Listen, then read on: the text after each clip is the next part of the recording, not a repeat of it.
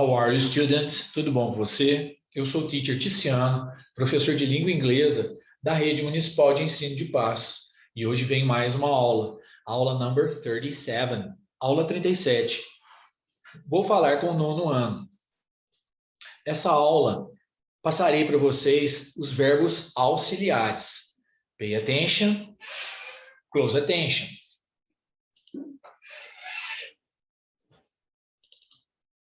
Ok, nono ano, vamos à nossa aula 37. Vou passar para vocês modal verbs, também chamado como verbos auxiliares, auxiliary verbs. Então, nós temos aqui ó, o should, o must e o have to. Vocês podem perceber que o should é um pouco diferente de must e have to. O should é um conselho. Ele tem a tradução própria. Should é deve, devia ou deveria. Tem a sua tradução própria. Então, esses verbos aqui, auxiliares, eles são usados para isso, para auxiliar um outro verbo. Com certeza, na frente de should, must ou have to, irá vir um outro verbo, normalmente de ação. Mas pode ser o verbo de ligação, to be. Ok? Mas, normalmente, é um verbo de ação. Então, o que acontece? O should é para dar conselho, que é deve, devia, deveria, né? E o should go to the dentist. Você deveria ir ao dentista. É um conselho que está dando, né? Isso aí, um amigo fala para o outro. You should go to the dentist. Agora, geralmente, a mãe ou o pai já vai falar o must ou have to. Que o must ou have to não é um conselho, é uma obrigação. Já é uma obrigação forte. You must go to the dentist. Você tem que ir e não deveria ir. Você tem que ir ao dentista. You must go to the dentist. Ok? E existem alguns livros que vocês vão ver por aí que vai falar que o must geralmente é aquele ter que de lei. São as leis, a Constituição, as leis que você tem que seguir. Entendeu? Então, toda vez que tem o must, geralmente é uma lei. E já o have to, ele é um pouco mais informal. É como se o must fosse mais formal, é lei, constituição, e o have to fosse mais informal. Né? A mãe e o pai, geralmente, você tem que ir ao dentista. You have to go to the dentist. Então, existem alguns livros que abordam dessa forma, ok? E aqui, na nossa matéria, então, está falando que os verbos auxiliares, olha lá, o should expressa a recomendação e o must ou have to expressa uma necessidade, uma obrigação. Ele é mais forte, ok? Então, sabendo disso tudo que eu falei para vocês, vocês vão ver uma pequena diferença também.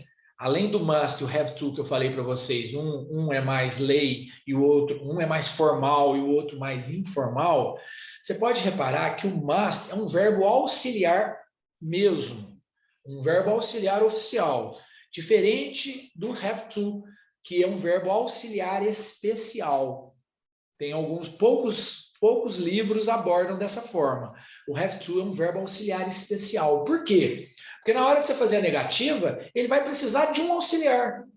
Então, fica um auxiliar auxiliando um outro até chegar no verbo principal. Por exemplo, I have to go to the dentist. Ou se eu quiser negar, eu tenho que falar I don't have to go to the dentist. Eu não tenho que ir ao dentista. Então, você vai precisar do don't. Então, olhem bem aqui, ó. Nós temos essa questão aqui, ó. O must não precisa. O must é ele mesmo que nega lá, ó. You mustn't do that. Você não deve fazer isso. Você não tem que fazer isso. E já o have to não, aí vai precisar do don't. Ó. You don't have to be there now. Você não tem que estar lá agora. Entendeu? Então, o have to ele é um auxiliar especial. Diferente do must, que é um verbo auxiliar oficial mesmo. E o should é o conselho, é a opinião. Eu já falei para vocês, né? You should go to the doctor. Eu falei dentist. E you should call him. Você deveria ligar para ele. A forma negativa. Você vai ver aqui, ó. O should, ele mesmo que nega. You shouldn't accept the job. né? Você não deveria aceitar o trabalho. Essa forma negativa do don't, doesn't e didn't é com have to. Vocês lembram de eu falar? Então, o must com have to, os dois é ter que, uma obrigação forte. Porém, na hora de negar, o must nega e interroga. E o have to não, vai precisar de don't, de do, de don't, ou de did, ou de didn't, se tiver no passado. Então, olha lá, sabendo disso, have to vem como verbo auxiliar, já falei para vocês, tudo eu já falei, o have to ele é usado para mostrar que uma pessoa é obrigada a fazer alguma coisa, né? É geralmente uma força externa. Falei para vocês já que, ó, you have to show your passport at passport control, né? Você tem que passar o seu passaporte, ela é lei. Também ele é usado para leis, todas as leis, igual conforme eu falei que o must é mais lei, é mais formal, mas de vez em quando o have to ele é usado também. Mas eu falo assim, porque alguns livros vocês vão ver, em algum lugar, vocês vão ver da forma que eu falei para vocês. Ok? E aqui, ó, o have to no passado é had to. Tom had to work late. Ele não deveria ter, ele não havia terminado seu trabalho. Se colocar o não aqui, né? Nós vamos colocar o didn't. Vocês vão ver aqui, ó. Aqui, didn't have to, aqui, ó. Didn't have to significa que não é obrigado. Ok? Porque se o have to no passado é had to, aí se você colocar had to está no passado e o had to work, você tinha que trabalhar. Você não tinha que trabalhar, you didn't have to work. Aí você põe o didn't e o had vira have.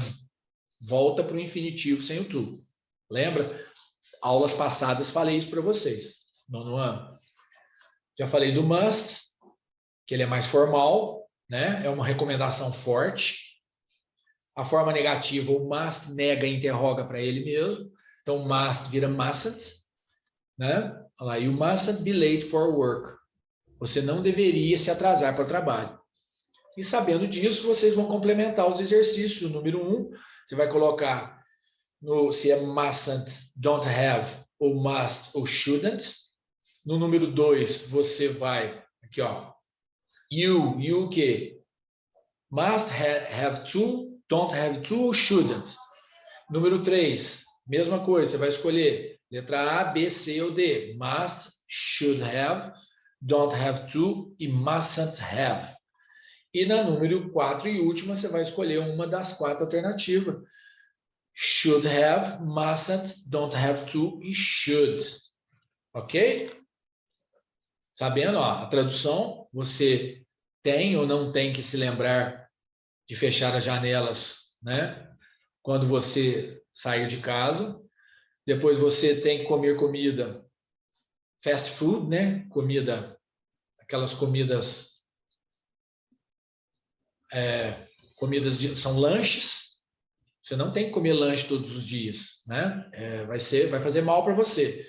Número 3, você vem conosco, comigo, e eu estou feliz por ir sozinho. Então vai ser negativo ou afirmativo, aí você vai escolher. E a última, que você tem ou não, né, que performar aquela canção.